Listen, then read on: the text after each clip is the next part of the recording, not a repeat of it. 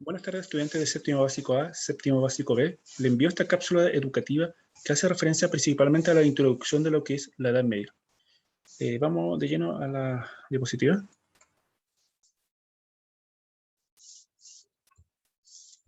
Edad Media. ¿Ya? Introducción. La Edad Media es la etapa de historia en que comienza la caída del Imperio Romano. Específicamente el Imperio Romano de Occidente, que tiene capital en Roma, cae en el año 476 y da inicio a lo que es la Europa medieval. Termina con el descubrimiento de América en el año 1492. Toda la historia europea que transcurrió desde la desintegración del Imperio Romano de Occidente en el año o en el siglo V hasta el siglo XV, cuando se produjo la caída de Constantinopla. Se conoce como Edad Media. En términos implicó en su origen una parálisis del progreso, considerando que la Edad Media fue un periodo de estancamiento cultural ubicado cronológicamente entre la Antigüedad clásica y el Renacimiento. Por eso es conocida como la época de oscuridad. Cuando hablamos de un retroceso o de una parálisis, un estancamiento, no significa que haya un estancamiento brutal, así como que no hubo una evolución. Sí, hay evolución, pero específicamente este conocimiento, esta cultura, está ubicada principalmente en la Iglesia Católica. La Iglesia Católica tenía el monopolio del conocimiento. Eso comienza a cambiar ya en el siglo XV, cuando este monopolio comienza a desaparecer y varias otras instituciones comienzan a tener el conocimiento. Por ejemplo, el nacimiento de las universidades. Ahí se genera un nuevo conocimiento, no solamente en la Iglesia Católica, sino que también, como le digo, en las universidades. La Edad Media, tenemos una alta Edad Media, siglo V al siglo X, termina con las invasiones germanas, y la Baja Edad Media, la época feudal. Bueno, ahí tenemos una imagen de un castillo que es el símbolo de los reinos medievales. El símbolo del reino medieval o de los pequeños reinos medievales es el castillo. Ahí le tenemos una imagen de la Age of Empires. Imperio Romano de Occidente. La caída del Imperio Romano. ¿Por qué hablamos del Imperio Romano y no Imperio Romano, disculpe, y no de la Edad Media? Porque la caída del Imperio Romano da origen a lo que es la época medieval. Causa interna: corrupción de los servicios públicos, la preponderancia de Roma sobre el resto del imperio, inflación y desempleo, crisis en el ejército. Pero lo importante de la caída del Imperio Romano de Occidente son las invasiones bárbaras. Cuando hablamos de invasiones bárbaras, hablamos de estas personas bárbaras, personas que no tienen cultura, que son incivilizados, que son bárbaros. Pero a la luz de ellos no son bárbaros, no son, igual tiene cultura, igual tiene costumbre, pero la diferencia es que esos son pueblos mucho menos avanzados que la civilización romana. Causa externa: invasiones bárbaras, la invasión de los visigodos, los ostrogodos, francos, lombardos, hunos, los vándalos, entre otros.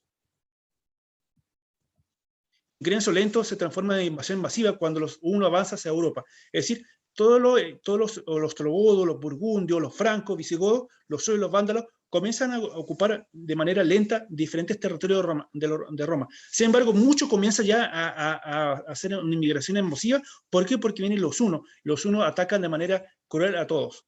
Dentro del imperio se rompen los vínculos federativos y se crean reinos soberanos. El Imperio Romano de Occidente alcanza su etapa final cuando Odoacro, general romano, derriba al último emperador de Roma, Rómulo Augustulo. Y ahí da inicio a lo que es la caída del Imperio Romano de Occidente. Consecuencia: invasiones bárbaras. Visigodos se instalan en España, los ostrogodos en Italia, los francos en Francia, los vándalos en África y los anglosajones y bretones en Inglaterra. Las consecuencias de las invasiones. Eso es lo principal, es lo que hay que poner el foco acá. La desaparición de la unidad política y jurídica en el Mediterráneo. Retrocedo. Acá vemos lo que es un mapa europeo. Todo este continente, todo esto era de Roma, del Imperio Romano. Cuando llegan las invasiones bárbaras, hacen desaparecer toda la unidad política. Y este Imperio Romano se divide en diferentes territorios. Por ahí usted lo ven, los vándalos en el norte de África, los ostrogodos ocupan la parte de Italia y todo el Mediterráneo con Grecia. Los burgundios están instalados en la zona de lo que es actualmente Alemania, disculpen. Los francos, lo que es Francia, los anglosajones y los bretones se ocupan la zona de Irlanda, Inglaterra, lo que es Gran Bretaña. Los suevos y los visigodos ocupan la parte que es España y Portugal. Por lo tanto, la unidad política y jurídica del Mediterráneo desaparece y lo que fue el Imperio Romano de Occidente, nacen nuevos reinos, lo que se conoce como los reinos medievales. Por el otro lado, hay una desaparición de la unidad lingüística, aparición de nuevo dialecto.